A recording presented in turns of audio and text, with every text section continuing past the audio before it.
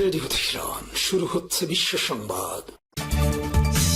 জানিয়ে দিব আমাদের হাতে থাকা সর্বশেষ গুরুত্বপূর্ণ সবথেকে তাজা আপডেট আন্তর্জাতিক সংবাদ। প্রথমেই জানিয়ে দিব যুক্তরাষ্ট্র ইরান যুদ্ধবিরতির মেয়াদ আরও ৬০ দিন বাড়ছে। যুক্তরাষ্ট্র এবং ইরানের মধ্যে চলমান যুদ্ধবিরতির মেয়াদ আরও নতুন করে ৬০ দিন বাড়ানোর বিষয়ে আলোচনা এগুচ্ছে বলে জানা গেছে। একই সঙ্গে ইরানের উচ্চমাত্রায় সমৃদ্ধ ইউরেনিয়াম মজুদ এবং হস্তান্তরের বিষয়টি কাঠামোগত আলোচনা শুরু হওয়ার ইঙ্গিত পাওয়া গেছে।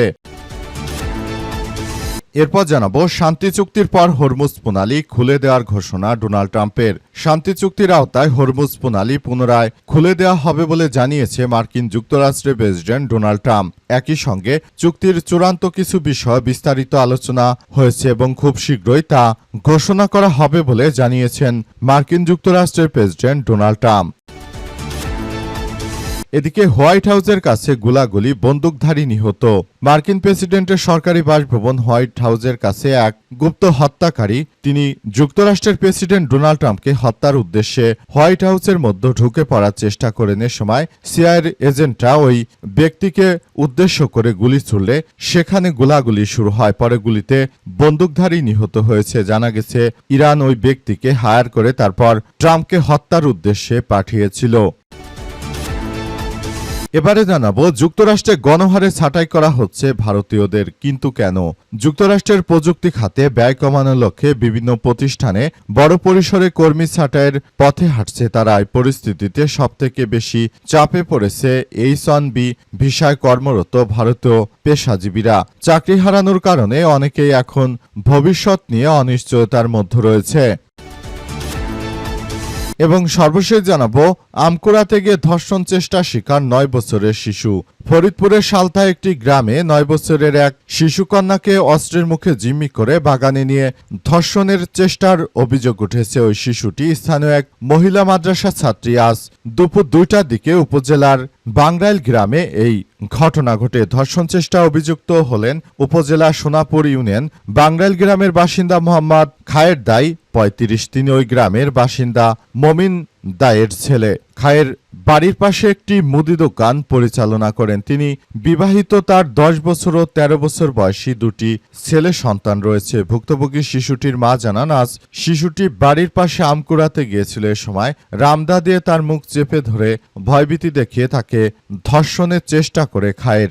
সেখানে তাকে ধর্ষণের চেষ্টা করা হয়। প্রিয় দর্শক, এতক্ষণ শুনছিলেন সংবাদ শিরোনাম, এবারে বিস্তারিত। তবে তার আগে বন্ধুরা অনুরোধ থাকবে এই সংবাদটিতে একটি লাইক দিন। এই চ্যানেলে আপনি নতুন হয়ে থাকলে আমাদের সংবাদটি দেখতে দেখতে চ্যানেলটি সাবস্ক্রাইব করে রাখুন। কমেন্ট করে বন্ধুরা আপনার মূল্যবান মতামত জানিয়ে দিন আপনি বিশ্বের কোন দেশ থেকে বা বাংলাদেশের কোন স্থান থেকে আমাদের সংবাদটি দেখছেন এবং শুনছেন।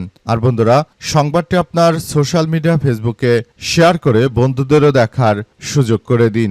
গাজা যুদ্ধে আপনি যদি নিরীহ ফিলিস্তিনিদের ভালোবেসে থাকেন বন্ধুরা, কমেন্টে ইয়েস লিখে পুরো বিশ্বকে আমাদের এই তাজা আপডেটটি দেখার সুযোগ করে দিন। এবারে বিস্তারিত।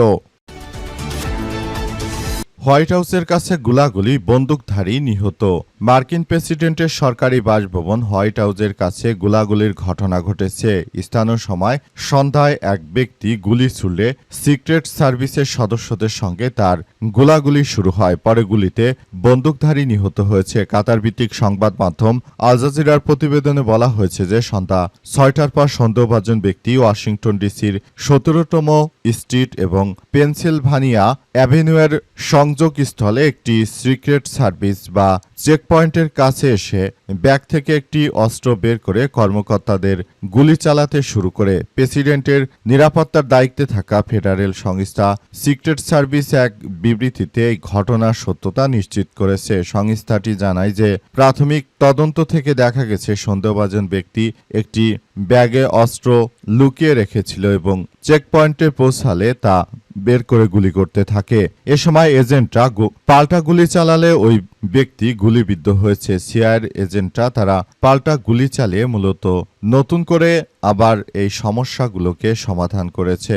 সিআইএর এজেন্টরা আরও জানিয়েছে যে মার্কিন যুক্তরাষ্ট্রের প্রেসিডেন্ট ডোনাল্ড ট্রাম্পকে হত্যার উদ্দেশ্যে ওই অস্ত্র ধারিয়ে এসেছিল, কিন্তু আমাদের তৎপরতায় সেটি তারা করতে পারেনি বলে এমন তথ্য সামনে এসেছে। এবং আরও বলা হয়েছে যে এই ধরনের সন্ত্রাসী কার্যক্রমগুলো কোনোভাবেই আর চলতে দেওয়া হবে না। পুরোপুরি মধ্যপ্রাচ্য জুড়ে যে ধরনের সন্ত্রাসী কার্যক্রম আসলে শুরু হয়েছে সেটি আবার নতুন করে ভয়াবহ কার্যক্রম শুরু হচ্ছে।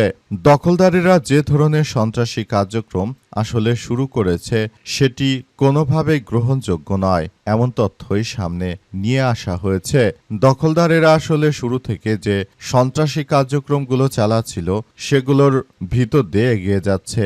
মার্কিন যুক্তরাষ্ট্রের প্রেসিডেন্ট ডোনাল্ড ট্রাম্পের জীবন রিস্কের মধ্যে পড়ে গেছে, কারণ ইরানের বিরুদ্ধে যখনই যুদ্ধ শুরু করতে গিয়েছেন তখনই ইরানের গার্ড বাহিনীর সদস্যরা মার্কিন যুক্তরাষ্ট্রের প্রেসিডেন্টকে হত্যা করার জন্য নানাভাবে প্রণোদনার ব্যবস্থা করেছে। যুক্তরাষ্ট্রে গণহারে ছাঁটাই করা হচ্ছে ভারতীয়দের। যুক্তরাষ্ট্রের প্রযুক্তি খাতে ব্যয় কমানোর লক্ষ্যে বিভিন্ন প্রতিষ্ঠান বড় পরিসরে কর্মী ছাঁটাইয়ের পথে হাঁটছে। এই পরিস্থিতিতে সবথেকে বেশি চাপে পড়েছে H-1B ভিসায় কর্মরত ভারতীয় পেশাজীবীরা। চাকরি হারানোর কারণে অনেকে এখন ভবিষ্যৎ নিয়ে অনিশ্চয়তার মধ্যে রয়েছে। এনডিটিভির প্রতিবেদন অনুযায়ী সাম্প্রতিক সময়ে প্রযুক্তি খাতের বিভিন্ন প্রতিষ্ঠানে ছাঁটাইয়ের ঢেউয়ে ভারতীয় কর্মীরা উল্লেখযোগ্যভাবে ক্ষতিগ্রস্ত হয়েছে। বিশেষ করে H-1B ভিসাধারীদের জন্য পরিস্থিতি আরও কঠিন হয়ে উঠেছে, কারণ যুক্তরাষ্ট্রের ভিসা নীতিমালা অনুযায়ী চাকরি হারানোর পর নির্দিষ্ট সময়ের মধ্যে চাকরি খুঁজতে হবে, অন্যথায় দেশ ছাড়তে হবে। এই ভিসার ক্ষেত্রে সাধারণত নিয়োগকারী প্রতিষ্ঠান কর্মীকে স্পন্সর করে, ফলে চাকরি চলে গেলে যুক্তরাষ্ট্রে অবস্থান বজায় রাখতে নতুন কোনো প্রতিষ্ঠানে স্পন্সরশিপ প্রয়োজন হয়। তবে বর্তমান পরিস্থিতিতে নতুন চাকরি পাওয়া আগের তুলনায় অনেক বেশি কঠিন হয়ে পড়েছে। প্রযুক্তি খাতে অনেক প্রতিষ্ঠান এখন কৃত্রিম বুদ্ধিমত্তা ভিত্তিক কার্যক্রমে বেশি গুরুত্ব দিচ্ছে, এর ফলে কর্মী চাহিদার পরিবর্তন আসছে এবং অনেকের চাকরি ঝুঁকির মধ্যে পড়েছে। এদিকে বিভিন্ন বড় বড় প্রযুক্তি প্রতিষ্ঠান কর্মী সংখ্যা কমিয়ে আনছে। এতে শুধু চাকরি নয়, প্রভাব পড়ছে অনেকের প্রবাসী পরিবারের ব্যক্তিগত জীবনেও।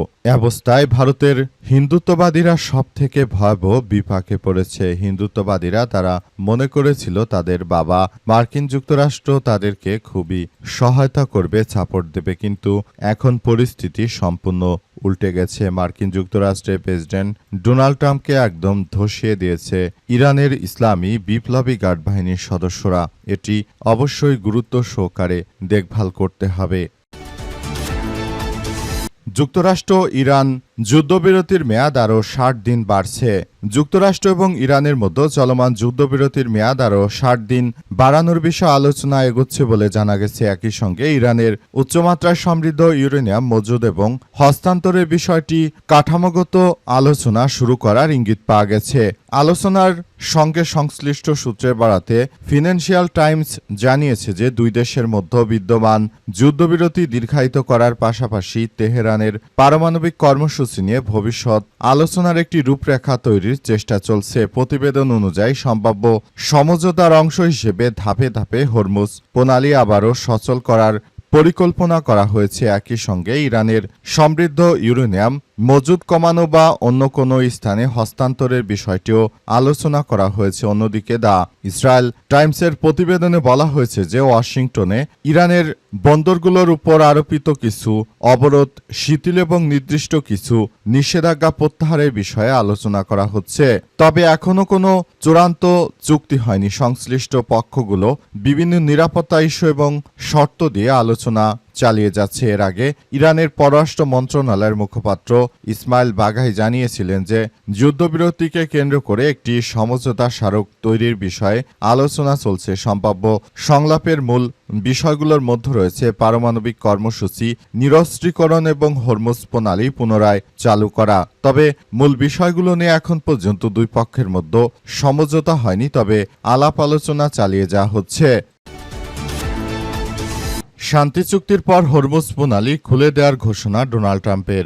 মার্কিন যুক্তরাষ্ট্রের প্রেসিডেন্ট ডোনাল্ড ট্রাম্প তিনি জানিয়েছেন যে ইরানের সঙ্গে যদি শান্তি চুক্তি হয় সেক্ষেত্রে হরমুজ প্রণালী খুলে দেওয়া হবে। তিনি আরও জানান, ইরানের সঙ্গে কোনো ধরনের সংঘাত নয়, বরং ইরানের সঙ্গে আমরা একটি সমঝোতার চুক্তিতে পৌঁছাতে চাই বলে জানিয়েছেন যুক্তরাষ্ট্রের প্রেসিডেন্ট ডোনাল্ড ট্রাম্প। তিনি আরও জানিয়েছেন যে সবাইকে বলবো, আপনারা যার যার জায়গা থেকে পুরো পরিস্থিতি পর্যবেক্ষণ করতে হবে।